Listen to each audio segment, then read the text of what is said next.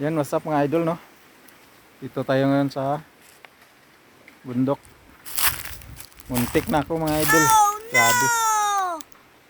Sobrang lakas kasi ng hangin ngayon. So nung umakyat ako doon sa bundok, biglang lumakas bigla yung hangin. Kaya hinampas ako ng ng kahoy.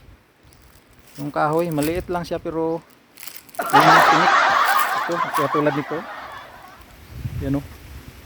Yung katulad nito. May mga tinik yan mga idol o. Yan o. Nasa tabing kalsada lang siya eh. Bigla lang lumakas yung hangin. Kaya pa sa akin yung yung puno. Yan, nakita mo yung jacket ko. Yan o. Yan. Buti na lang may jacket ako. Kung wala siguro akong jacket, nako, ubos yung balat ko siguro. Yan o. Oh. Butas-butas yung ko. Yung jacket ko. Saka yung tuhod ko. Sugat. Yan. Kit. Bagsak ako mga idol. Yan, kita mo motor ko. Oh. Gas-gas oh. So ito. Tangina. Bira. Hindi ko yun nasahan yun kasi paangat ako eh. Bigla lang kasing lumakas yung hangin.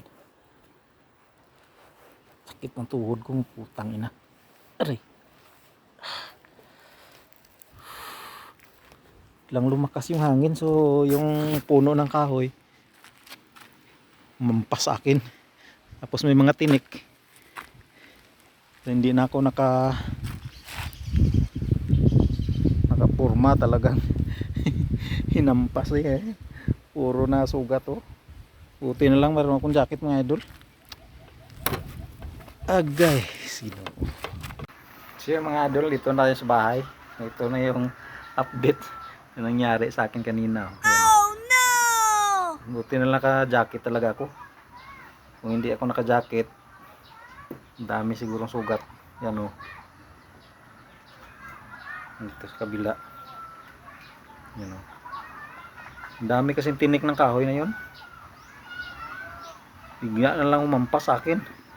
Talagang bagsak ako, hindi ako naka eh. Biglaan eh yan, todo yung sugat.